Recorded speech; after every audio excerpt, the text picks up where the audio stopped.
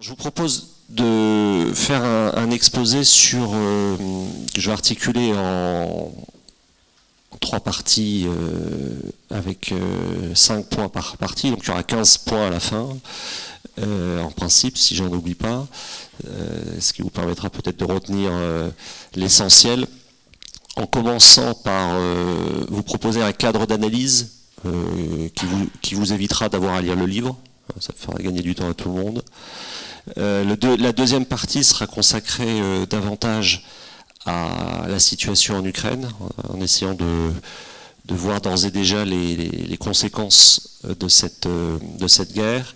Et puis la troisième partie sera un effort plus de prévision, d'essayer de tirer certains fils avec un horizon qui est celui que j'essaie d'appliquer à mes travaux, et puis aussi également à un certain nombre de travaux à l'IFRI, qui est l'horizon 2050. Je reviendrai sur cette chronologie ultérieurement.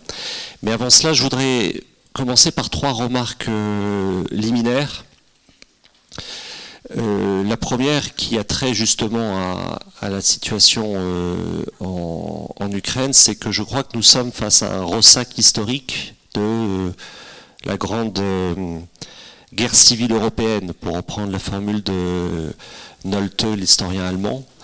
C'est-à-dire que ce qui se joue en Ukraine actuellement est le ressac de 17, 38, 39, 45, 91. Nous pensions être sortis de l'Empire soviétique sans effusion de sang importante. Et en réalité, 30 ans après l'indépendance de l'Ukraine en 1991, eh bien, nous avons cette agression russe sur l'Ukraine, sur laquelle je reviendrai.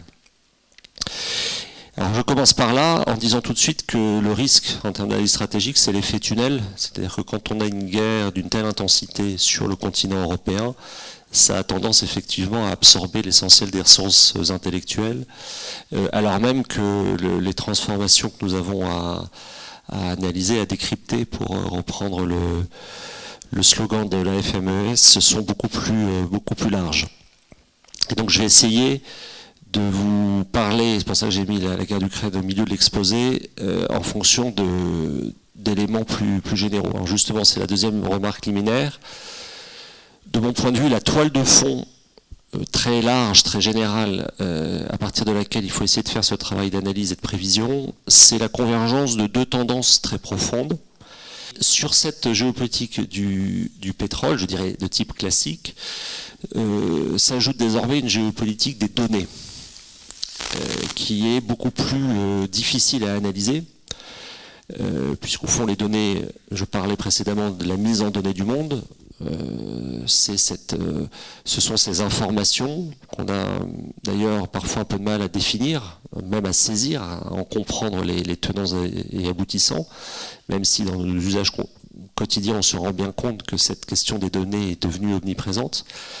Mais cette géopolitique des données n'est pas abstraite, n'est pas virtuelle. Elle repose, elle aussi, sur des éléments très tangibles. Vous avez besoin de câbles sous-marins, vous avez besoin de data centers, vous avez besoin de terminaux, de suites logicielles. Autant d'éléments qui sont eux-mêmes soumis à des logiques géopolitiques. Sauf que ces logiques, nous apprenons à les découvrir, je vais y revenir, c'est d'ailleurs une des raisons qui m'a conduit à faire Guerres invisibles. Et ce qui est intéressant actuellement dans le travail d'un institut comme l'IFRI, c'est précisément d'essayer de comprendre l'enchevêtrement de ces 2 géopolitiques, celle du pétrole et celle des données, avec une différence assez fondamentale qui là aussi a des implications stratégiques et politiques assez profondes. C'est que, au fond, la géopolitique du pétrole, nous savons qu'elle se caractérise par sa finitude, c'est-à-dire que nous savons qu'il y a encore des réserves à exploiter, à découvrir, mais que c'est fondamentalement une géopolitique qui repose sur un élément fini. Alors que la géopolitique des données repose précisément sur des éléments qui sont infinis, puisque les données ne vont pas cesser de croître.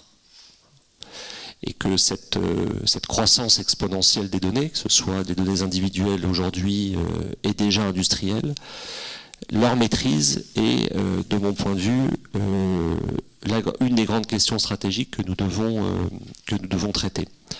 Donc ça, ce sont les trois remarques liminaires que je souhaitais faire avant d'aborder le premier temps de cette présentation, qui est le cadre d'analyse pour suivre, pour comprendre ces guerres invisibles. Alors il y a 5 points. Le premier, c'est de commencer par la structuration du système international, ce qui est tout sauf original de le rappeler, mais autour de la relation sino-américaine. Le grand sujet stratégique, évidemment, c'est cette relation sino-américaine, puisque avec les deux pays, vous avez 1,7 milliard de personnes, vous avez plus de 1000 milliards de dépenses militaires annuelles, vous avez 40% du PIB mondial, vous avez 40% des émissions mondiales de CO2, etc. etc. Vous avez deux pays membres du Conseil de sécurité, disposant de capacités de projection, disposant aussi d'organisations très poussées, de capacités financières, etc. etc. Donc cette structuration autour de la relation sino-américaine, c'est encore une fois le sujet principal sur lequel travaillent la plupart des instituts comme l'IFRI. Le premier constat que je fais dans Guerres invisibles, c'est de dire qu'en réalité, cette structuration aboutit au fait que les États-Unis comme la Chine subordonnent, de mon point de vue, leur politique climatique et leur politique numérique à leur rivalité stratégique. Alors dire cela, c'est au fond un pas de côté par rapport à une compréhension de ces sujets-là en Europe, où on rentre souvent sur la thématique climatique comme un enjeu de bien commun, où on rentre sur les questions numériques sur des enjeux de gouvernance, d'élaboration de règles et ensuite de partage de ces règles. Or, de mon point de vue, encore une fois, les deux principales puissances mondiales sont aujourd'hui dans une logique où elles instrumentalisent ces deux politiques pour prendre l'ascendant sur l'autre. Alors, dans le domaine climatique, ça se voit notamment avec les investissements qu'elles peuvent faire pour ce qu'on appelle la géo-ingénierie. Vous avez un certain nombre de programmes qui consistent précisément à dire, eh bien, au fond, le climat pourra être traité de manière locale, régionale, et que la manière de le traiter de manière favorable, au contraire, de faire en sorte que l'autre ait à le traiter de manière défavorable, est un enjeu stratégique. Et dans le domaine numérique, les deux pays disposent de ce que j'appelle dans le livre un complexe militaro-numérique, qui est, dans le cas américain, relativement bien connu parce qu'il repose encore sur une séparation des pouvoirs, mais qui, dans le cas chinois, est beaucoup plus mystérieux. Et au fond, ce complexe militaro-numérique, c'est cette interface très difficile à analyser, à décrire, pour faire simple, entre les forces armées, entre les forces de sécurité au sens large, et les plateformes numériques. Et par plateforme numérique, pour faire image, pour simplifier, même si c'est réducteur, voilà, vous avez les GAFAM d'un côté et les BATX de l'autre, qui sont ces plateformes numériques qui à la fois jouent un rôle de plus en plus important dans l'appareil productif mondial, dans la création de valeur, mais surtout dans la captation de la valeur, et un rôle de plus en plus important en termes de surveillance. Mais je reviendrai sur ces notions. Donc le premier point, c'est cette subordination des politiques numériques et politiques climatiques de la Chine et des États-Unis à leur rivalité stratégique. Le deuxième point, c'est que cette focalisation, de même qu'en introduction j'indiquais le risque de l'effet tunnel si on est trop focalisé sur l'Ukraine, il y a évidemment un risque d'effet tunnel si on voit tout à travers le prisme de la rivalité sino-américaine, et en particulier pour les Européens. C'est-à-dire que cette rivalité sino-américaine a aussi comme conséquence de provoquer des effets de vide stratégique, ou de zones, de régions, de champs dans lesquels la structuration sino-américaine n'est pas centrale ou est même peu visible ou inexistante.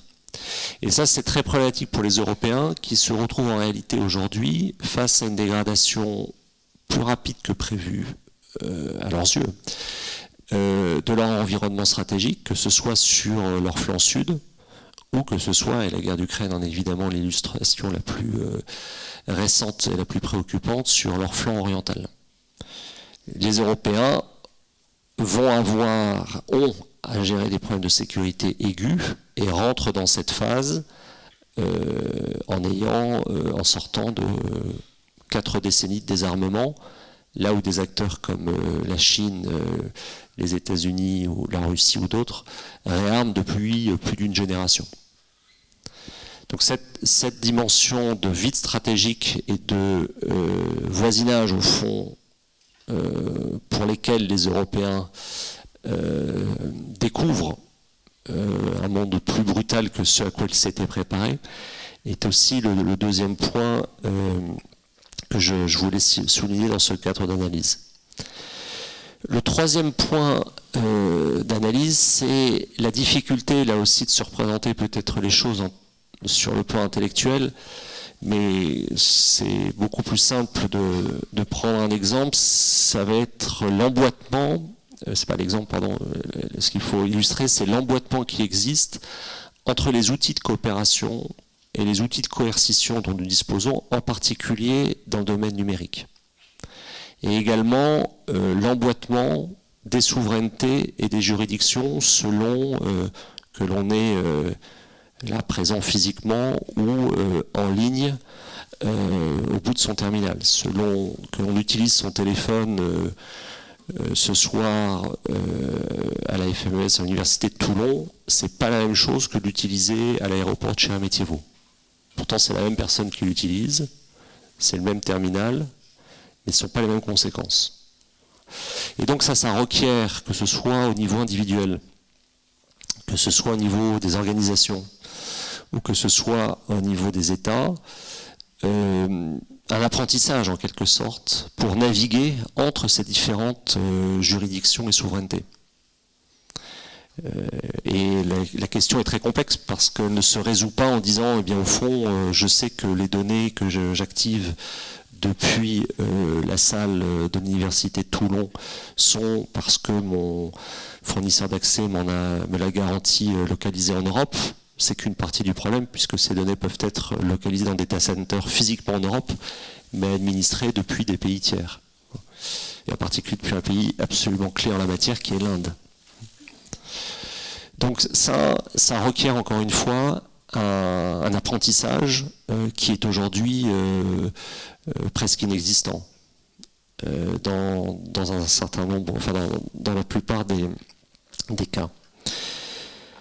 Le quatrième point d'analyse de ce cadre général, c'est la question des inégalités, comme moteur au fond de la configuration géopolitique et géoéconomique.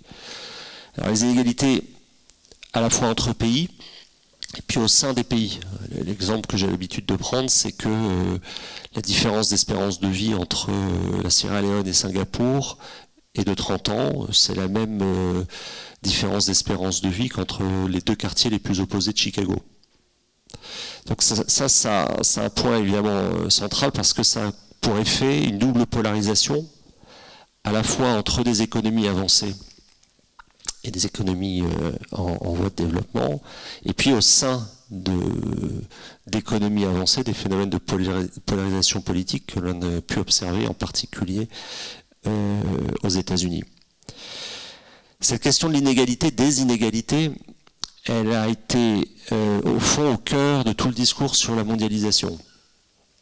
La mondialisation a été justifiée par le discours politique général comme la capacité, par l'intensification des échanges économiques, de créer de la valeur permettant au fond à peu près à 1 milliard de personnes de sortir de l'extrême pauvreté, principalement en Asie, très partiellement en Afrique. La difficulté dans laquelle nous sommes désormais, c'est que, avec la crise sanitaire, une partie de ce milliard est en train de rebasculer dans l'extrême pauvreté, et que par ailleurs, cette sortie de l'extrême pauvreté, ce développement de classe moyenne, en particulier de classe moyenne asiatique, s'est fait aussi aux dépens, politiquement ça a été présenté comme ça, de classe moyenne d'économies avancées.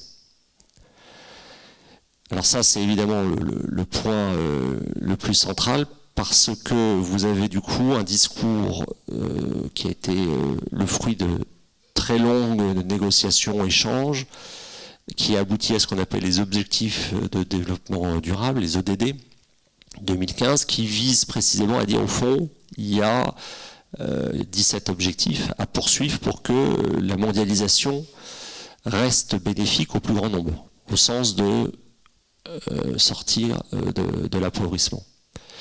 Et ces mécanismes qui étaient très macro, que je viens de décrire très succinctement, sont en train, à la faveur à la fois, encore une fois, de la crise sanitaire, avec des éléments qui étaient d'ailleurs antérieurs, hein, notamment de stagnation des échanges commerciaux antérieurs à la crise sanitaire, et bien aujourd'hui remis, se grippent, ces mécanismes se grippent, et pourraient évidemment se gripper davantage si la guerre d'Ukraine, dans ses prolongements, entraînait des formes de récession allant au-delà de récessions ponctuelles ou chroniques.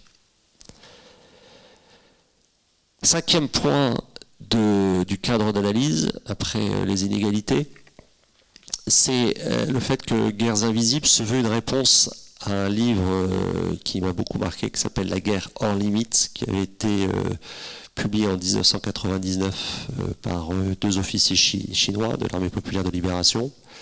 Il se trouve que j'avais lu de cette traduction en français, je l'avais même enseigné à l'époque, et que ce livre m'avait beaucoup marqué parce qu'il dit deux choses importantes.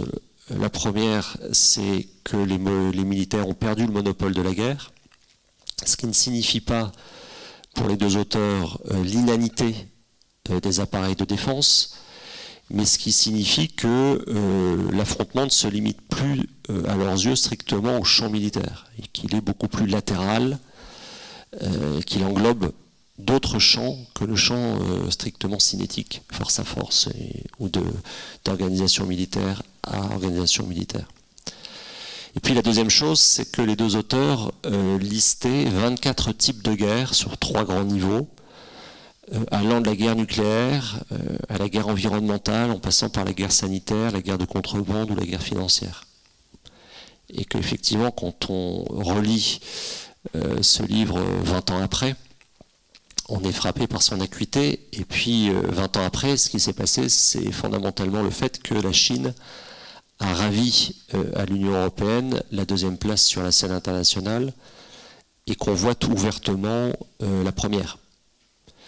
Avec cet horizon de temps, je disais dans le propos introductif que j'essaie d'encourager des travaux à 2050 pour 2 raisons principales. C'est que 2050, c'est juste après 2049, qui marquera le centenaire de la République populaire de Chine et qui est le moment où la Chine compte être la première puissance mondiale dans tous les compartiments du jeu. Et 2050 correspond à un certain nombre d'objectifs que nous nous sommes nous-mêmes fixés, sans bien savoir d'ailleurs les jalons à franchir pour l'atteindre, notamment en matière de décarbonation, par exemple pour l'Union européenne. Et 2050, c'est demain, puisque c'est dans 28 ans. Donc les choix que nous faisons aujourd'hui sont directement liés à cet horizon. Choix que nous faisons ou que nous ne faisons pas, évidemment. Donc cette dimension de guerre hors limite traduit aussi le fait que nous sommes face à un changement de la grammaire stratégique. C'est-à-dire que là où Pierre et moi avons été éduqués en lisant Clausewitz, au fond il faut continuer à lire Clausewitz, mais plus seulement. Puisque tout simplement la notion même de conflit change de nature et que à ce changement de nature correspond aussi une influence intellectuelle qui dépend du rapport de force global. C'est-à-dire que plus vous êtes puissant économiquement, plus vous l'êtes intellectuellement. Et puis moins vous êtes puissant économiquement et stratégiquement, moins vous l'êtes intellectuellement. Donc voilà le cadre d'analyse que je voulais proposer en première partie de cet exposé. Et je vais maintenant passer à la deuxième partie qui est plus concentrée sur cette guerre d'Ukraine, toujours avec ce souci de à la fois faire cet effort et puis d'essayer de la mettre dans différentes perspectives pour ne pas être victime d'une sorte de croire que tout commence ou tout s'arrête en Ukraine. Alors le premier point, c'est la double asymétrie que cette guerre révèle. L'asymétrie entre des intérêts considérés comme vitaux par la Russie et une asymétrie qui est le fait que c'est existentiel pour l'Ukraine. Ce que joue, enfin c'est pas que ce que joue, ce qui est en jeu pour l'Ukraine, c'est tout simplement la possibilité d'exister comme un État souverain et indépendant. Ça, c'est la première asymétrie, ce qui explique d'ailleurs la manière avec laquelle les Ukrainiens se battent. La deuxième asymétrie, elle prolonge une observation déjà esquissée, c'est que elle est dans l'ampleur de l'opération militaire déclenchée par la Russie et l'ampleur des sanctions prises par les Occidentaux en réaction. C'est-à-dire que, à titre personnel, je n'ai pas été surpris par l'agression du 24 février, j'ai été surpris par son ampleur et j'ai été surpris par la rapidité et l'ampleur, là aussi, des sanctions prises par les Occidentaux pour réagir. Ils l'ont fait de deux manières principales. La première, par ces sanctions économiques visant à casser l'économie de la Russie, à faire payer le coût de l'agression, faire payer un coût très élevé. Et puis, ils l'ont fait, j'y reviendrai, parce que c'est évidemment l'élément le plus critique pour les mois à venir, en apportant un soutien militaire dans une forme de stratégie indirecte parfaitement assumée. Donc ça, c'est le premier point, cette double asymétrie. Le deuxième point, c'est d'essayer de comprendre ce que fait la Russie. Alors, on peut en parler très, très longuement, mais j'ai pris l'habitude de caractériser les choses ainsi. La Russie, de mon point de vue, se livre à une guerre coloniale sous couverture nucléaire. Fondamentalement, depuis 2011, même les exemples antérieurs, enfin, on peut remonter plus loin. Je rappelle que l'Ukraine, devenue indépendante en 1991, je ne vais pas refaire toute une histoire de l'Ukraine, la Russie de Vladimir Poutine considère que la Russie et l'Ukraine, ce sont deux pays, un seul peuple. C'est la formule consacrée. Et le président Poutine, qui est l'historien en chef, a écrit un texte au mois de juillet dernier où il a théorisé ça sur le plan historique, indiquant que la matrice historique de la Russie, c'était Kiev, une réécriture de l'histoire russe. Et au fond, ce qu'il décide de faire, c'est de bombarder sa matrice historique pour assujettir l'Ukraine. Et il le fait en poursuivant deux objectifs, la dénazification et la démilitarisation dans le cadre de ce qu'il appelle encore une opération militaire spéciale. Alors il faut bien comprendre ce que les mots veulent dire côté russe. La dénazification, c'est le fait que la mémoire, enfin, l'histoire et la mémoire de la Seconde Guerre mondiale, de la Grande Guerre patriotique, sont la religion d'État en Russie. Et que par dénazification, il s'agit tout simplement, il faut comprendre que derrière ce terme-là, non, on utiliserait le terme d'épuration, ce qui explique d'ailleurs la vigueur de la résistance ukrainienne, puisque les dirigeants ukrainiens savent très bien ce qui les attend au cas où ils tomberaient aux mains des Russes. Et la démilitarisation, c'est évidemment de casser l'Ukraine sur le plan militaire, étant entendu que ce qui nous apparaît être une nouvelle phase depuis le 24 février n'en est pas une, puisque, comme vous le savez, la Russie s'est livrée à une annexion de la Crimée et à des opérations dans le Donbass depuis 2014. Alors quel est l'objectif aujourd'hui, après l'échec de Kiev, et puis surtout avec les pertes absolument considérables que la Russie, que les armées russes ont subies. Je crois qu'il est, sur un plan très, très militaire, il est d'abord d'essayer de remporter la bataille du Donbass et le plus possible de couper tout accès à la mer Noire à l'Ukraine. Évidemment, ce n'est pas le même pays s'il n'y a plus d'accès possible à la mer Noire, ce qui pose la question assez fondamentale de l'avenir d'Odessa.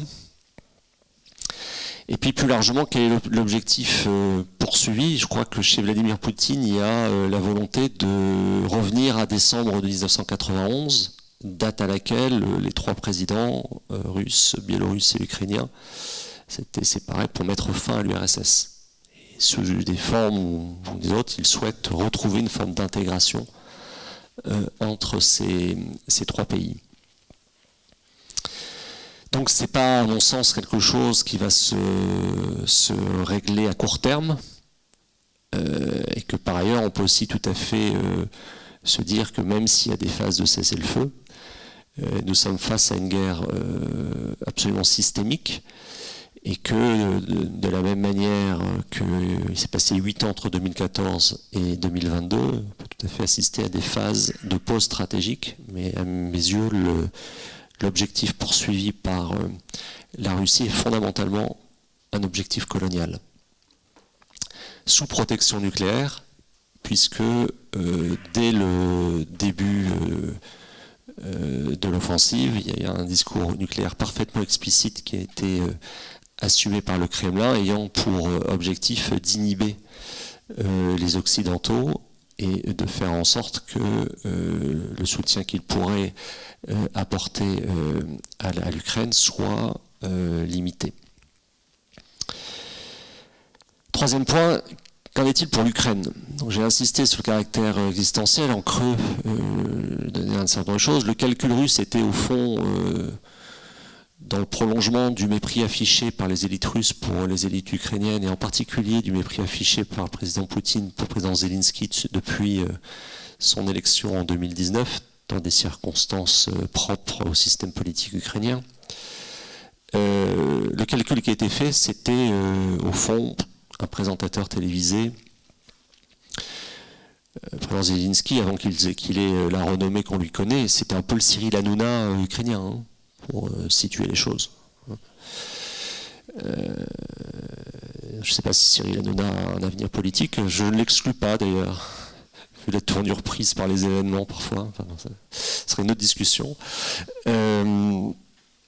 Mais plus sérieusement, le calcul qui a été fait, c'est un départ, au fond, immédiat du président Zelensky au premier coup de canon, un peu comparable à ce qu'on avait observé avec le président Yanukovych, l'homme lige de Moscou en 2014.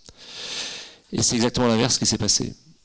C'est-à-dire qu'on a un président qui a su galvaniser son peuple et qui a provoqué avec la situation que nous connaissons, c'est-à-dire plus de 4 millions d'Ukrainiennes qui ont, je dis ukrainiennes parce que ce sont surtout des femmes qui sont sorties de leur pays, avec les images qu'on a tous en tête, hein, d'hommes accompagnant la frontière et rejoignant ensuite leurs unités, et plus de 6 millions de déplacés internes, et une mobilisation générale qui nous renvoie à Clausewitz, et au triangle entre le soldat, l'autorité politique et l'autorité militaire.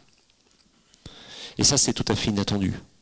C'est-à-dire que le degré de résistance, la manière de se battre des Ukrainiens, qui s'était préparé depuis 2014, c'est-à-dire que là où nous pensions, nous voyions une situation gelée depuis 2014, c'était évidemment pas du tout le cas.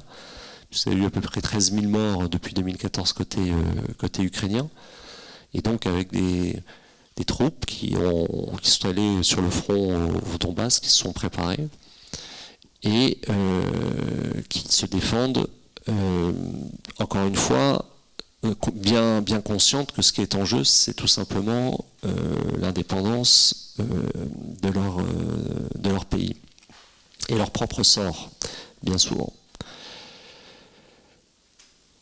Quatrième point, qu'est-ce que ça veut dire pour les Occidentaux ? puisque on est aujourd'hui une journée un peu particulière, puisque les présidents français, pendant le Conseil italien, chancelier allemand, président roumain se sont rendus à Kiev, venant un peu tardivement dans le balai diplomatique des leaders qui sont venus apporter leur soutien au président Zelensky. J'ai pas eu le temps, avant de vous rejoindre, de lire la conférence de presse. Mais on sent bien une volonté et une forme d'ambivalence, c'est-à-dire la volonté, c'est de soutenir évidemment l'agressé, et l'ambivalence, c'est de le faire en prenant le moins de risques possible et en faisant tout pour que le conflit reste limité au territoire ukrainien. Et pour des raisons assez évidentes, c'est que s'il venait à contaminer à l'ouest du territoire ukrainien, eh bien ce concernerait des pays membres de l'OTAN, pas pour la Moldavie, ce qui pose d'ailleurs un problème un peu spécifique pour la Moldavie sur lequel on reviendra. Mais ce qui me frappe le plus, c'est en réalité la disproportion du soutien militaire apporté par les Occidentaux entre les Américains et les Européens. C'est-à-dire que la question qu'on doit se poser, c'est quelle aurait été l'attitude des Européens sans une administration Biden apportant ce niveau et ce volume de soutien militaire. Ce qui renvoie évidemment assez froidement aux limites et aux limitations très fortes en matière militaire des Européens, qui auraient probablement laissé les Ukrainiens à leur sort. Et ce qui pose une deuxième question, qui est l'attitude de l'administration américaine si Donald Trump avait été à la Maison-Blanche en février 2022, pardon, lapsus, et s'il y était à nouveau justement en 2024, ou indépendamment de la question de Donald Trump, l'attitude d'une administration républicaine. Ça, ce sont des questions évidemment très délicates, mais qui renvoient à mon deuxième point de la première partie sur les vides stratégiques, c'est-à-dire que les Européens s'étaient préparés à tout, ou plutôt ne s'étaient pas préparés, et sûrement pas à une guerre de haute intensité dans leur voisinage proche. Cinquième point, qu'en est-il pour les autres ? Évidemment, pour ceux qui considèrent que qui ont tendance à renvoyer dos à dos les Occidentaux et les Russes, considérant que c'est une guerre qui ne les concerne pas, c'est-à-dire les pays qui se sont abstenus de condamner la Russie ou qui ne souhaitent pas prendre la moindre sanction contre elle. Et donc la géographie de ces pays est très indicative de l'évolution du système mondial, puisque, pour simplifier, vous avez les pays de l'Organisation de coopération de Shanghai, et en particulier les deux principaux avec la Russie que sont l'Inde et la Chine. Vous avez les pays du Golfe, et puis vous avez un certain nombre de pays d'Amérique latine, des pays d'Afrique, comme sans surprise le Mali, mais aussi des pays comme le Sénégal. Le président Macky Sall, d'ailleurs, s'étant rendu à Moscou la semaine dernière pour expliquer que le blocus naval sur les ports ukrainiens était en train de créer une situation de crise alimentaire, à mon sens parfaitement calculée par la Russie, puisque le narratif qui accompagne cette crise, c'est de dire, au fond, cette crise est due aux sanctions occidentales.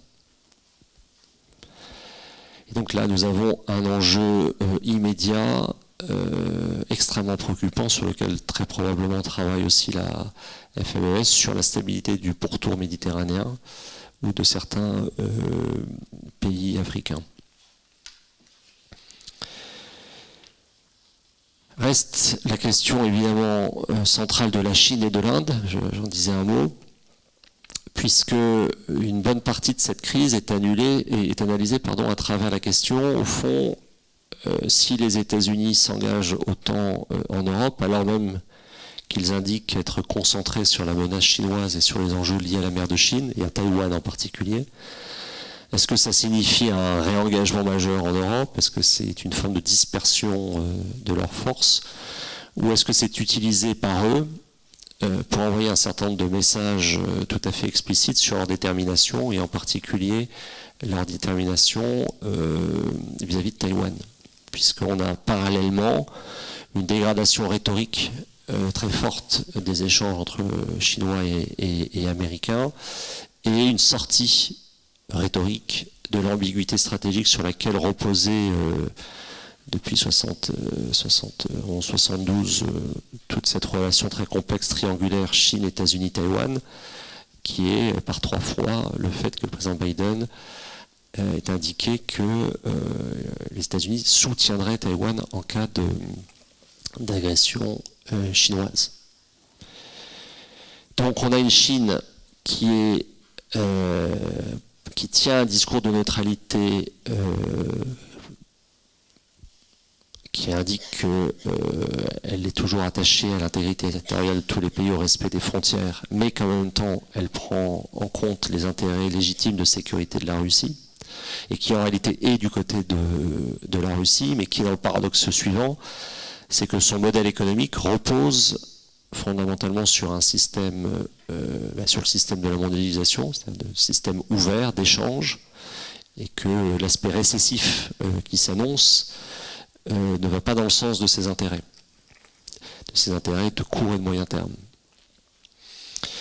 Mais elle est tout à fait, je dirais, en soutien de la Russie sur le plan diplomatique et sur le plan stratégique. Jusqu'à quel point, c'est quand même une des grandes questions pour les États-Unis. La guerre, enfin le déclenchement le 24 février a été précédé d'une déclaration sino-russe du 4 février, qui est un texte que je vous encourage à lire, puisqu'il dit 3 choses importantes. La première, c'est que les 2 pays affirment avoir leur propre modèle démocratique, par opposition à un modèle démocratique occidental jugé inefficace et, comment dirais-je, hypocrite. Le deuxième aspect, c'est l'annonce de coopération très poussée dans un certain nombre de domaines comme l'intelligence artificielle. C'est aussi, j'ai oublié de le mentionner, mais lié au premier point, la première fois que la Chine ouvertement critique l'OTAN. L'OTAN qui se prépare à publier dans quelques semaines son prochain concept stratégique à Madrid. Et puis, en dernier lieu, ce texte fait aussi allusion aux possibilités de coopération entre la Chine, la Russie et l'Inde. L'Inde étant, au fond, le grand pays qui, à la fois, participe dans l'Indo-Pacifique à ce qu'on appelle le Quad, c'est-à-dire ces échanges très réguliers entre les États-Unis, le Japon, l'Australie et l'Inde, pour contrecarrer l'influence de la Chine, et qui, dans le même temps, achète une bonne partie de ses systèmes d'armes à la Russie, et en ayant un positionnement diplomatique qui reste en écho, en résonance avec le non-alignement post-1947. Voilà le 5e point sur cette géographie, et je pourrais revenir dans les questions peut-être sur les conséquences plus économiques que l'on peut essayer d'anticiper. Alors je reviens maintenant au 3e et dernier volet de cet exposé sur les perspectives que je voudrais tracer pour finir. Là aussi en 5 points. Le premier, c'est d'insister sur, d'un point de vue européen, l'impression d'une convergence de crise. L'impression de subir, au fond, des chocs exogènes à répétition. Je ne sais pas quand commencer, peut-être on peut commencer en 2005, en fait, avec le rejet du traité constitutionnel par voie référendaire par la France et par les Pays-Bas, qui ensuite a été transformé par le traité de Lisbonne, qui marque, à mon avis, une rupture très importante, parce que la compréhension qui est faite à ce moment-là, on est donc juste après l'élargissement de 2004, mais la lecture qui est faite à ce moment-là par la communauté stratégique russe est de dire, en fait, le projet de l'Union européenne n'est pas viable. Et ce calcul me semble très important à avoir à l'esprit pour décrypter là encore le comportement de la Russie. Il y a fondamentalement cette idée que le projet de l'Union européenne n'est pas viable, et cette idée était confortée évidemment par la crise dite de l'euro ou le Brexit de 2016. L'idée de la Russie, et s'appuyant d'ailleurs sur des forces politiques dans les pays européens allant en ce sens, c'est au fond de contradictions internes à l'Union européenne plus forte que la volonté de trouver des politiques communes, ou d'élaborer des politiques communes. Donc si on est dans une logique, je dirais, de court terme, c'est-à-dire après l'été, bon, ce qui s'annonce, c'est évidemment la continuation de la guerre d'Ukraine, un retour de l'inflation, une crise alimentaire. Qu'est-ce que je pourrais ajouter pour assurer la... Oui, d'ailleurs, j'ai oublié de dire que généralement je commence mes conférences en invitant les dépressifs à quitter la salle. J'aurais peut-être dû le faire plus tôt ce soir. Je me rends compte que j'ai oublié cette mesure de prudence. Donc on a en fait un horizon de temps à court terme quand même extrêmement préoccupant. Je pourrais ajouter évidemment la dimension climatique, puisqu'on est sur des pics de sécheresse là, avec les prévisions pour la fin de 2022, qui font que la convergence de crise ou l'emboîtement de crise, Juncker parlait de polycrise, je pense que c'est un bon terme, mais ce qui est important de comprendre, c'est qu'il est évidemment ressenti beaucoup plus fortement par les Européens qu'ailleurs, et en particulier qu'aux États-Unis ou que dans d'autres régions du monde. Deuxième conséquence, ce sont les reconfigurations géographiques ou les géographies qui vont évoluer. Moi, j'en vois une assez immédiate, c'est que il y a une forme, à mon sens, de rétrécissement du terrain de jeu par la logique des sanctions.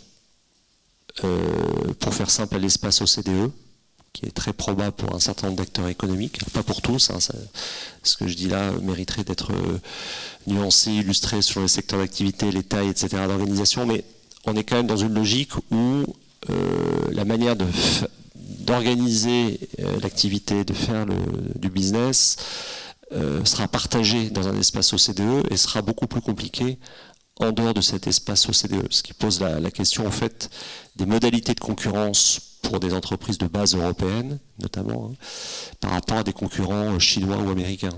Dans les deux cas, ils disposent d'un soutien souverain très différent. Et puis dans le cas chinois, évidemment, d'organisations qui sont toutes dépendantes du Parti communiste chinois. Donc ça, c'est une forme de rétrécissement, je pense, qui est importante. Autre géographie qui est en train de changer, celle de l'OTAN, puisque deux pays sont candidats, la Suède et la Finlande.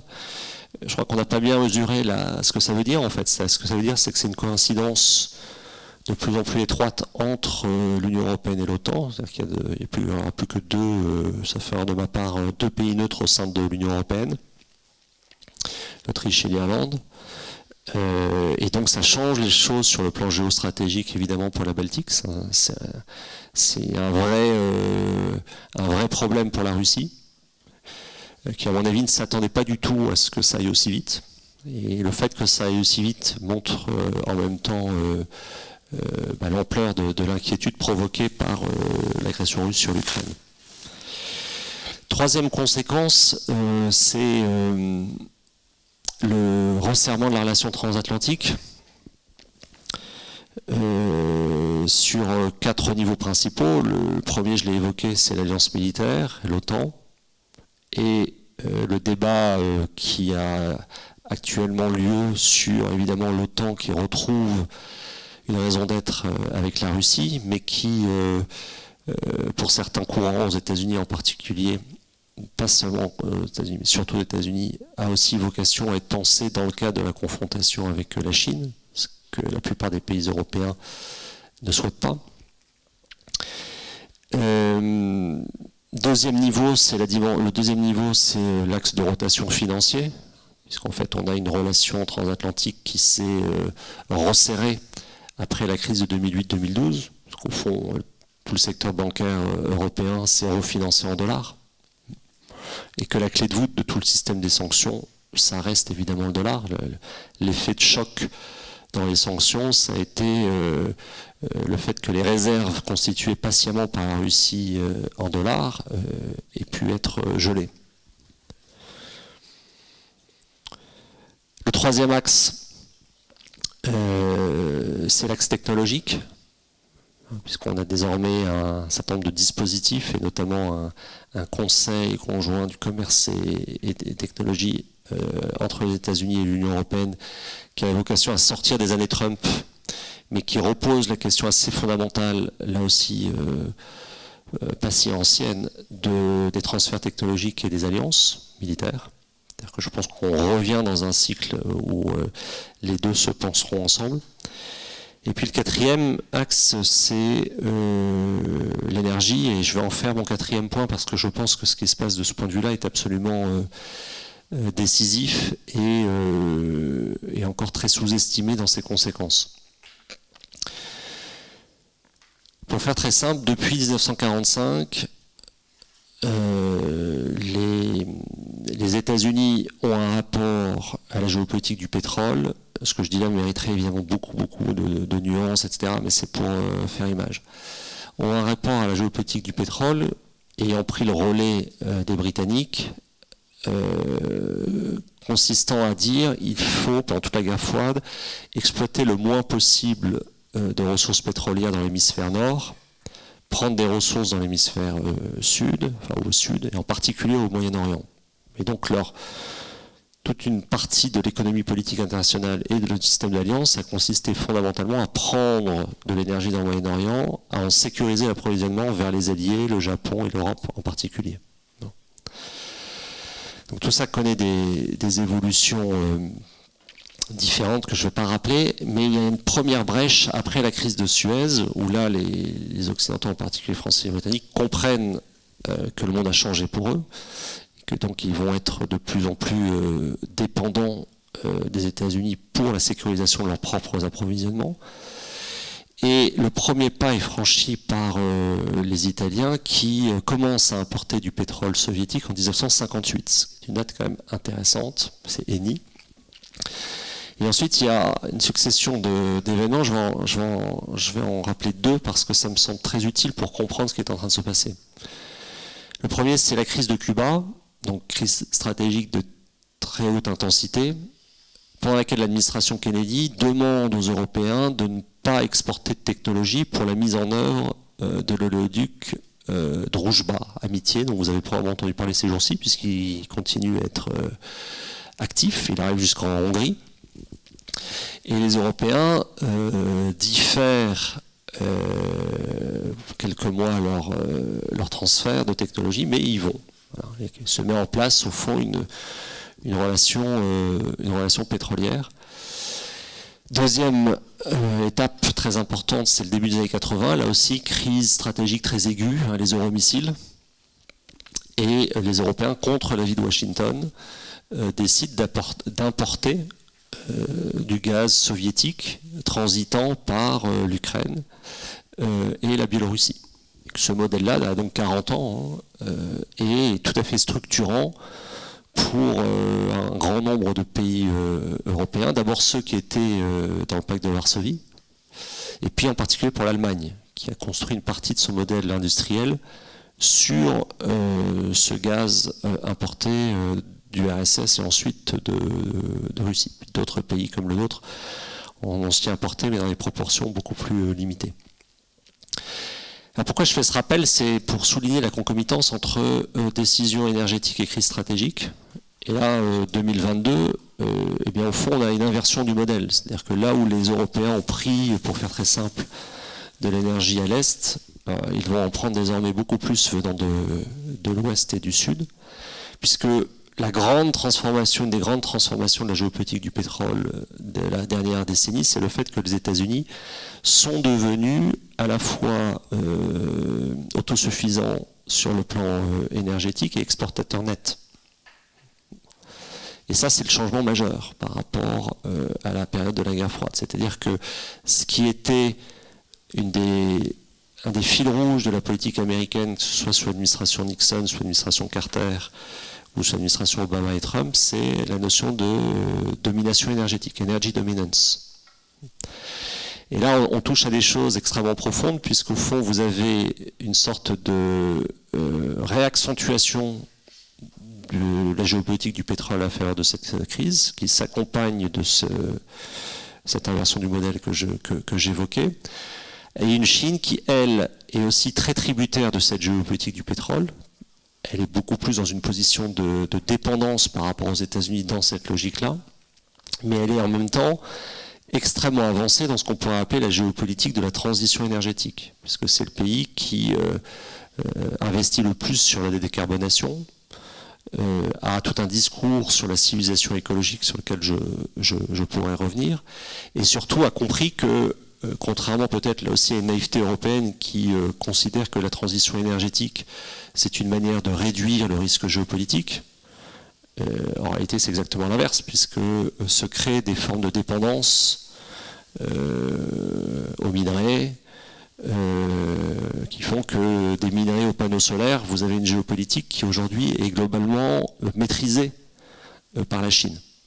Et avec là aussi ce paradoxe de la Chine, qui va être le pays qui investit le plus dans la décarbonation, tout en étant celui qui ouvre le plus de centrales à charbon, puisque son mix énergétique reste majoritairement dominé par le charbon. Donc pour résumer, cette image d'inversion, et aussi le fait qu'on va avoir un effet très paradoxal, c'est une phase à nouveau très émettrice, puisque les Européens doivent à la fois décarboner, objectif 2050, mais le faire dans l'urgence, en se coupant de leurs approvisionnements traditionnels venant de Russie. Et donc, pour la phase intermédiaire, prendre du GNL américain qui a une empreinte environnementale très mauvaise, ou aller prendre du risque plus au sud, et très probablement aussi, dans un certain nombre de cas, je ne serais pas du tout surpris que certains pays européens repasse par la case charbon, si j'ose dire. Donc la conséquence de cette guerre d'Ukraine, la plus visible, la plus profonde, indépendamment des questions économiques déjà visibles, d'inflation, de prix du prix du baril et donc du prix de l'essence, etc., est à mon avis la plus importante à souligner actuellement. Dernier point. Eh bien là aussi, en historien, on est fasciné par la résurgence de cette question russe. C'est-à-dire, quelle est la trajectoire de ce pays, l'histoire très mouvementée, et comment cette question russe se repose pour les Européens, puisque au fond, ce système de sanctions fait que voilà, on a une Russie qui est coupée de l'Europe pour au moins une génération, oserais-je dire. Et donc, quelle nature de relation avec un pays coupé, dans une configuration différente de celle de la guerre froide, mais une cassure extrêmement profonde et durable, pour un pays qui aujourd'hui est déconnecté du versant occidental de la mondialisation. Et précisément, il y a d'autres versants désormais. Donc, quelle va être sa manière de s'organiser indépendamment de la question de son président. Voilà les 5 points que je voulais essayer les 5 perspectives que je voulais essayer de tracer pour finir cet exposé, avec peut-être un mot de conclusion. La difficulté désormais pour un pays comme le nôtre Et je finirai là-dessus, parce que le livre s'achève sur une tentative d'identifier les différents cycles, le cycle stratégique, le cycle économique, le cycle politique, le cycle technologique, le cycle environnemental dans lequel on est. Mais je crois que la très grande difficulté, et c'est pour ça que j'ai fait ce livre Guerres invisibles, c'est à la fois de conserver des éléments d'analyse, je dirais, de type classique, la géopolitique du pétrole, Clausewitz, etc. Et en même temps, de beaucoup travailler sur les éléments de complexité supplémentaires. Je vous remercie de votre attention.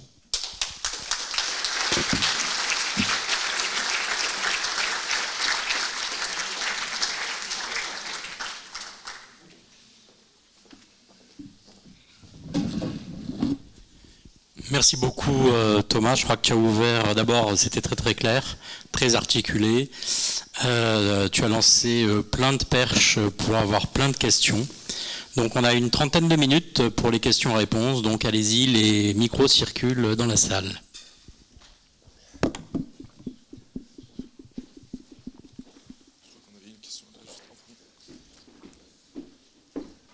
Oui, bonjour.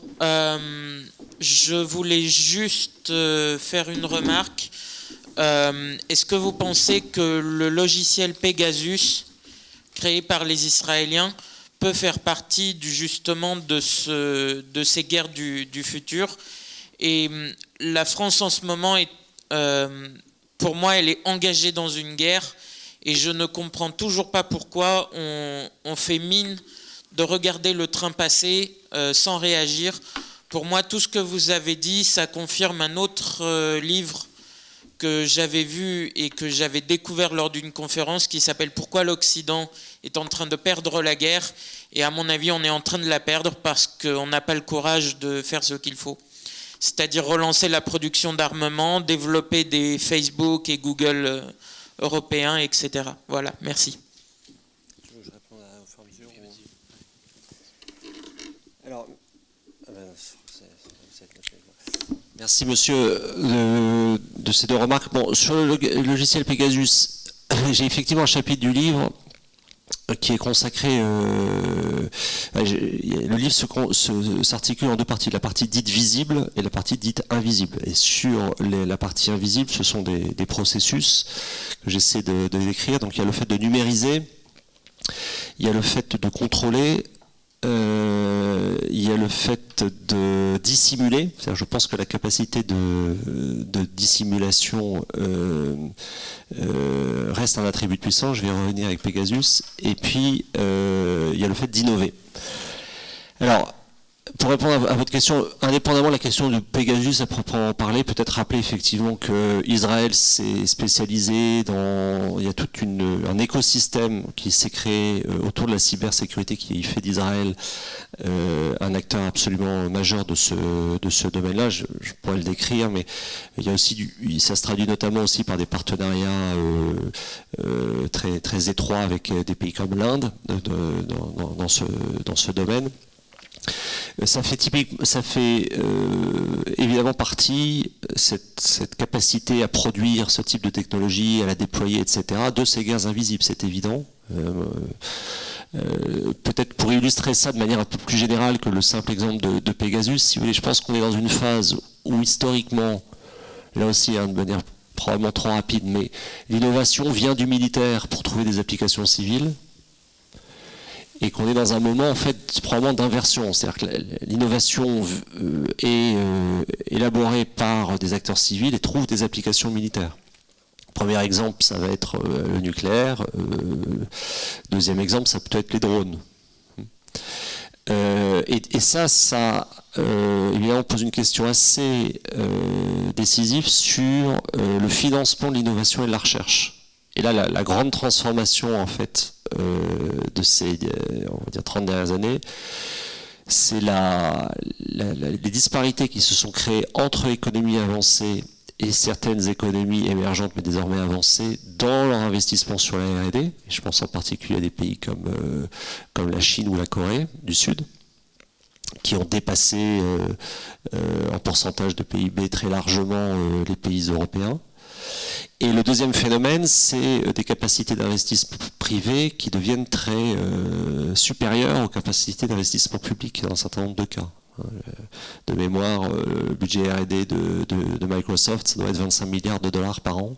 Voilà, donc ça donne un ordre de grandeur. Ensuite, le point intéressant, au-delà encore une fois de Pegasus, mais c'est l'articulation qui peut exister entre ce type, entre les acteurs industriels et les forces de sécurité au sens large. Comment un écosystème existe. Alors ensuite, votre référence au livre de Gérard Chaliand. Gérard Chaliand a une explication qui répond en partie à votre question, c'est la démographie,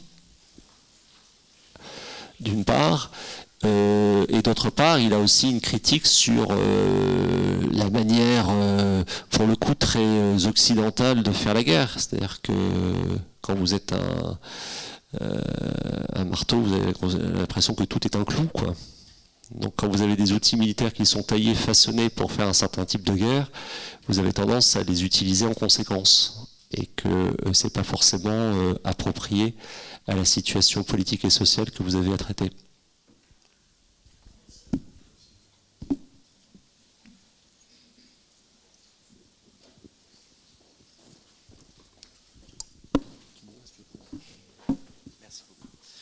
Merci pour cet exposé absolument fascinant. Si vous étiez en mesure et en situation de devoir conseiller le politique français, que lui conseilleriez-vous? J'ai compris. Ça tombe bien, c'est le cas.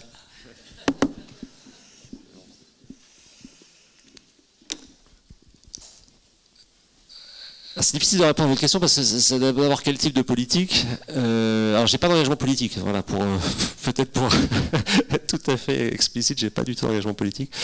Non, ça dépend, si vous voulez. En fait, je dirais deux choses. Ça va me permettre de répondre à la question. Ça dépend pour qui. Les deux mots qui me viennent tout de suite à l'esprit, c'est constance et horizon de temps. C'est-à-dire que ce qui me frappe, si vous voulez, dans les expériences auxquelles Pierre fait probablement allusion, c'est la difficulté de penser les questions stratégiques, c'est une des raisons pour lesquelles j'ai fait Guerre invisible, au-delà d'un mandat. Bon. Or, j'insiste sur l'horizon 2050 parce que c'est demain et qu'il faut le jalonner en réalité. Et qu'on est à Toulon, l'Arsenal, etc., on sait qu'un système d'armes, c'est au moins 30 ans. Bon. Donc c'est cet horizon de temps-là, si vous voulez. Et puis la deuxième chose, c'est constance. Si vous voulez, c'est très difficile de faire des conseils aujourd'hui parce que le type de conseil que je pourrais être amené à formuler serait de type un peu classique, dans une époque qui répugne au fond à ce classicisme. C'est-à-dire que quand vous dites c'est peut-être plus intelligent de mettre un peu d'argent sur les bourses d'étudiants, d'envoyer, je sais pas, 1000 Français se former à l'étranger, d'en prendre 1000 fonds de l'étranger, plutôt que de faire une grande conférence sur... voilà. En fait, vous n'intéressez pas parce que la grande conférence, elle est visible, elle est palpable immédiatement, elle est exploitable en termes de communication, de flux, alors que les boursiers, ça enquiquine tout le monde, et puis c'est pas visible, enfin, sauf les concernés. Bon. Donc quand vous êtes dans ce type de registre que je dirais assez classique, parce que ce sont des choses que nous faisions jadis plutôt très bien d'ailleurs à notre échelle, or je pense que c'est quelque chose qui manque aujourd'hui dans notre rapport au monde, si vous voulez. Pierre est bien placé pour le savoir, parce qu'il a toujours aussi cultivé un côté régionaliste, dans le bon sens du terme, au sens area studies. Je pense qu'on est aussi passé dans un moment de compréhension stratégique où on passe pas suffisamment de temps. Je vais vous le formuler comme ça. Le meilleur conseil à faire pour élaborer une stratégie, c'est de commencer par bien comprendre celle des autres. Voilà. Et c'est un travail qu'on ne fait plus aujourd'hui. Donc mon conseil, ça serait de commencer par ça. Oui, bonjour, je vous remercie pour cet exposé. Je voudrais revenir sur le volet économique. Le 1er mars dernier, notre ministre de l'économie, M. Le Maire, pronostiqué et annoncé haut et fort l'effondrement de l'économie russe et sa mise à genoux. Nous sommes 100 jours après cette annonce, grosso modo. Est-ce qu'il est possible de tirer un bilan objectif de la situation? J'ai l'impression, mais peut-être que je me trompe, que c'est plutôt l'inverse. Le prix du pétrole augmente, le rouble ne s'est pas vraiment effondré, peut-être même qu'il est un peu trop élevé pour les Russes. La Russie a trouvé sur sa façade est et sud, des clients qu'elle perd peut-être sur sa façade ouest. Bref, je ne suis pas convaincu par le résultat de cette annonce. Est-ce que vous pourriez nous dresser un petit peu un bilan de ceci? Merci. Alors, je ne sais plus si c'est le 1er mars qui avait dit ce que le président Barbier, il avait dit quelque chose il avait été tout de suite rattrapé par Dmitri Medvedev. Également, il avait dû se déjuger, mais il avait dit quelque chose de très vrai. Il avait dit, en fait, on fait une guerre économique. Mais c'est parfaitement vrai, on fait une guerre économique. Avec le calcul qui est effectivement de faire en sorte que la Russie paie économiquement le coût de son agression militaire. C'est fondamentalement la logique. Bon. Alors sur ce que ça produit, d'abord on avait vu en 2014, il y a eu un certain nombre de sanctions prises qui avaient eu comme effet de produire des contre-sanctions. La Russie elle-même avait pris un certain nombre de sanctions, et puis également d'encourager la Russie à développer des choses qui n'existaient pas, notamment elle a investi sur son secteur agricole depuis 2014 avec un certain nombre de résultats. Vous avez noté effectivement l'effet mécanique des prix élevés de l'énergie pour son économie, c'est-à-dire que comme c'est fondamentalement une économie de rente, il y a un effet, puis a fortiori quand vous êtes payé en dollars et que vous traduisez ça en roubles, ça vous donne un différentiel très intéressant. Cela dit, pour parler beaucoup aux amis russes, enfin aux amis en Russie, c'est un pays auquel j'ai beaucoup travaillé, avec lequel j'ai beaucoup d'amitié, comme en Ukraine d'ailleurs, ce qui fait que la situation est très déchirante pour eux comme pour nous. Vous sentez que c'est quand même très violent. Très très violent. C'est-à-dire qu'en fait, vous avez une génération, si vous voulez, la génération des Russes qui a peuplé les MBA d'Europe et des États-Unis. C'était par exemple à l'INSEAD, ça a longtemps été le pays le plus représenté. C'est une génération, si vous voulez, qui a plus d'avenir, en fait. Et qui, pour beaucoup des métiers critiques, vous avez eu une fuite des programmeurs russes extrêmement rapide, extrêmement spectaculaire. Alors vers des pays comme la Turquie, vers des pays du Golfe, vers l'Europe, vers les États-Unis, qui font qu'il y a quelque chose quand même, à mon avis, de très profond dans la cassure, si vous voulez. C'est-à-dire que fondamentalement, la Russie n'avait jamais été aussi intégrée à l'économie mondiale qu'avant 2022, mais c'est une intégration qui était quand même, au regard de l'intégration chinoise, très incomplète. Je rappelle que la Russie ne rejoint l'OMC qu'en 2011, 10 ans après la Chine. Et puis très rapidement après, et c'est ça qu'on a en partie, à mon avis, pas trop mal analysé, c'est qu'après 2014, en fait, vous avez déjà une économie de semi-guerre qui se met en place. C'est une économie qui identifie très bien des filières critiques, qui arrivent, comme je le disais, à obtenir beaucoup de revenus en dollars, à payer ses gens en roubles, donc à un différentiel important. Mais ça reste une économie, si vous voulez, qui est une économie de rente et qui, là, pour son développement technologique, ça va être très sévère. C'est le fait de ne plus pouvoir importer de plus, notamment. Il y a toute une partie de leur exploration, production pétrolière et gazière qui ne sera pas possible dans le Grand Nord parce qu'ils n'auront pas ces technologies. Donc le coût économique, à mon avis, n'est pas... je vois très bien ce que vous voulez dire sur puis l'aspect résilience aussi, qui est probablement beaucoup plus fort dans le système russe que dans les nôtres, ça, il n'y a aucun doute, aux variations économiques. Mais sur la durée, il y a un certain nombre d'éléments qui vraiment dégradent en fait l'appareil productif russe qui s'y était préparé. Alors, notamment dans le domaine bancaire, depuis 2014, il y a un système MIR, qui fait que les paiements bancaires entrent au sein du territoire de la Russie, d'ailleurs étendu à certains pays d'Asie centrale, étaient complètement déconnectés du système SWIFT. Donc si vous voulez, pour aller dans votre sens, les sanctions de toute manière ne produisent jamais l'effet escompté, et surtout pas dans l'immédiat. C'est-à-dire que si le calcul était effectivement le 1er mars de dire ils vont s'arrêter demain, ça c'était une sorte d'erreur d'analyse, mais qui n'est même pas liée aux sanctions. C'est tout simplement de ne pas comprendre l'intentionnalité de Vladimir Poutine. Et je pense qu'on a un problème assez général de lecture de cette intentionnalité, sur lequel on pourrait parler très, très longuement. Pour moi, le problème est plutôt là, si vous voulez, que sur la déclaration à proprement parler. Après, pour aller dans votre sens, c'est une évidence, hein, c'est que la Russie, c'est pas la Serbie. À la fois par la taille de son économie, c'est un géant énergétique, et qu'on rentre dans une phase où le besoin en ressources fait qu'il y a une logique très autarcique dans les élites russes. Il y a vraiment ce raisonnement de dire en fait l'avenir nous appartient parce qu'il y aura un réchauffement climatique, on en souffrira moins que les autres, à voir d'ailleurs, parce qu'il y aura un certain nombre de choses très compliquées à gérer, feux de forêt, etc. Mais globalement, ce sera moins pire qu'ailleurs, ce sera moins pire qu'en Inde par exemple. Et puis surtout, on dispose de ressources énergétiques dans un monde contraint et dans un monde... les Russes imaginent un monde à la Mad Max, si vous voulez. Voilà, ils sont rentrés dans cette logique-là.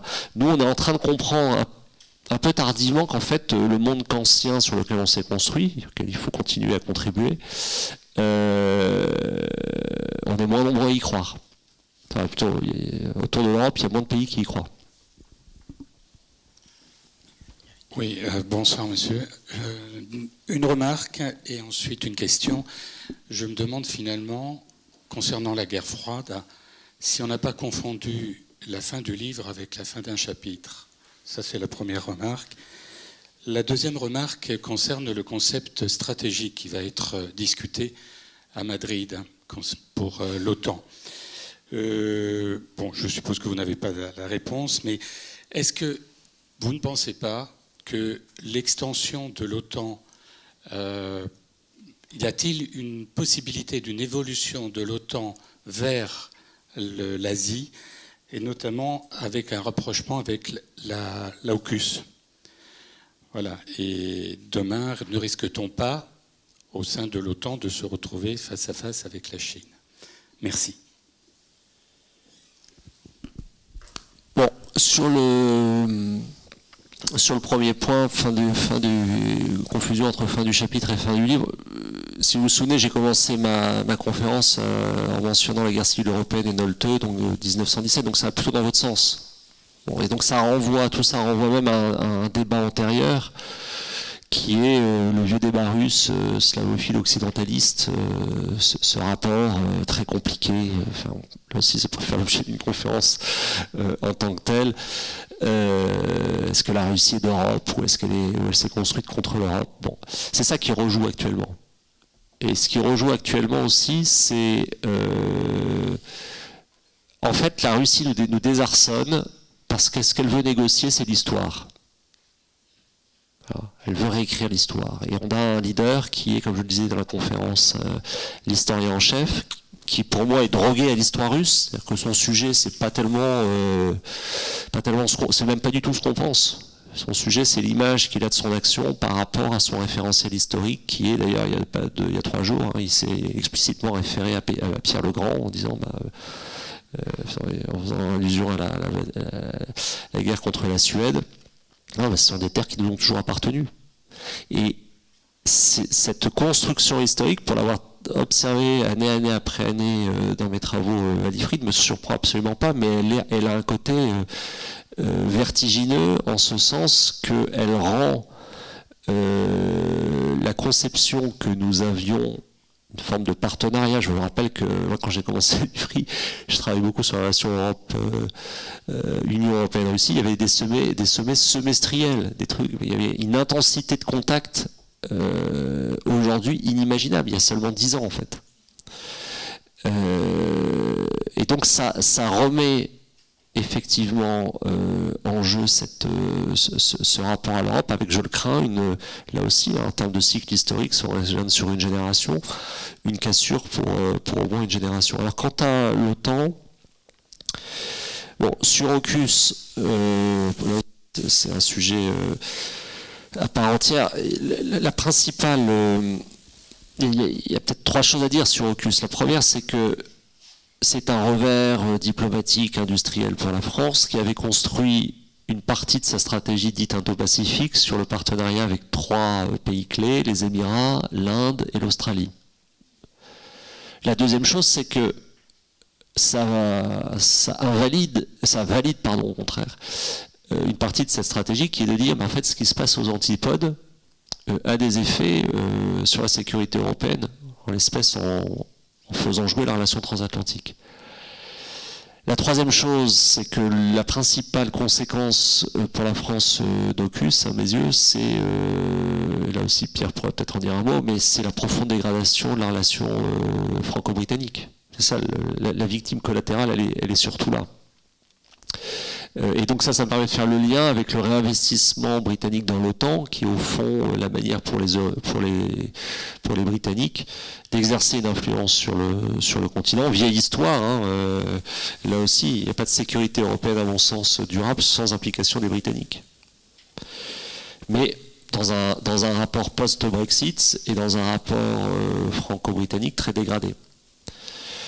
Maintenant, le lien AUKUS-OTAN, précisément, il y a un certain nombre de pays de l'OTAN qui ne souhaitent pas être entraînés dans ce pivot de l'OTAN dans une logique anti-chinoise. Je pense en particulier à l'Allemagne, à certains égards la France aussi. L'Allemagne qui est dans une situation qui a probablement un souci stratégique bien plus important que le nôtre, parce que c'est tout son modèle économique qui est en train d'être reconsidéré, et tout son positionnement très patiemment entretenu par la chancelière Merkel, d'une forme d'équidistance entre Pékin et Washington, c'est-à-dire avec Pékin une relation économique extrêmement substantielle, c'est-à-dire que les 2 pays, les 2 moteurs de la mondialisation dans son aspect commercialisation, c'est la Chine et l'Allemagne qui ont dégagé des excédents commerciaux absolument considérables depuis 20 ans. Et puis une relation de sécurité qui reste complètement ancrée dans l'OTAN et dans la relation germano-américaine, en dépit des espérances souvent exagérées à Paris d'autonomie stratégique européenne sur la base franco-allemande. Donc sur le lien direct, je pense qu'il y a une certaine forte réserve, parce que, à mon sens, l'OTAN qui a dû réinventer une raison d'être, notamment je rappelle que l'OTAN est intervenu en Afghanistan, hein, en dehors de sa zone de compétences. Il y a, à mon avis déjà, si l'OTAN joue son rôle de producteur de sécurité collective sur le continent européen, ça sera déjà pas mal. Une ultime question peut-être ? Oui, 2 questions en une si vous permettez. Qu'est-ce qui, selon vous, explique que la Chine n'ait pas encore essayé de récupérer l'île de Taïwan ? Moi, je dis récupérer, on pourrait utiliser un autre verbe. Est-ce que c'était par exemple pour préserver les Jeux Olympiques de Pékin, qui pour eux étaient un élément important ? Et le jour où cet événement aura lieu, où la Chine se lancera dans une guerre coloniale sous couverture nucléaire, comme vous le disiez, est-ce que la communauté internationale, États-Unis en tête, selon vous, se manifesterait, comme on le constate actuellement, par une non-co-belligérance, ou au contraire, un autre schéma ? Bon, sur le... Pourquoi ils n'ont pas encore récupéré, très franchement, je ne saurais pas dire. Le président Xi a indiqué à plusieurs reprises que c'était quelque chose qui devait être traité avant la fin de son mandat. Bon, il va refaire un autre mandat. Il y a en même temps, à mon avis, un calcul chinois qui est un calcul de patience. Hein. C'est... voilà, le rapport de force est tellement disproportionné qu'il pourrait y avoir une sorte de logique de patience ou de pérennisation de cette situation avec un rapprochement. Le problème, c'est que l'attitude vis-à-vis de Hong Kong a aussi abouti à une forme d'identité taïwanaise de plus en plus fortement construite, exprimée. Bon. Alors après, la question plus fondamentale de qui fera quoi. Moi, ce qui me frappe, je l'ai dit dans la conférence, oui, est-ce maîtrisé ou est-ce des accidents rhétoriques, on ne sait pas trop, mais le fait que le président Biden dise 3 fois qu'il apportera un soutien militaire, ça c'est un changement de registre. Et le fait, en même temps que, pas plus tard que la semaine dernière, le ministre chinois de la Défense ait indiqué que Taïwan était évidemment chinois et que les Chinois feraient tout pour ne tolérerait pas la moindre immixtion en la matière, est aussi un élément de cette dégradation. Ce qui est certain, c'est que la Chine observe très attentivement toutes les mesures prises en termes de sanctions. Et de la même manière que la Russie n'est pas la Serbie, la Chine n'est pas la Russie. Le poids économique aussi de la Chine fait que sa capacité à contrecarrer des sanctions, alors même si ça peut faire évidemment compliquer les choses, mais d'une toute autre nature, compte tenu de ses ramifications, de son organisation, de son rapport, de sa puissance financière en construction, fait que le suivi très attentif des sanctions infligées à la Russie fait très probablement l'objet de contre-mesures très savamment préparées. Et dernier point, sur le plan strictement militaire, s'il y avait une agression de Chinois sur Taïwan, ça me semble très difficile pour les États-Unis de ne rien faire, à moins d'accepter tout simplement la perte de leur présence en Asie. Mais je ne vois pas comment ils pourraient laisser faire ça, et ça pose la question là pour le coup du système d'alliance, c'est-à-dire que je pense que ça serait très difficile pour les Européens de considérer qu'ils resteraient au balcon. Merci beaucoup Thomas Gomard, un très grand merci.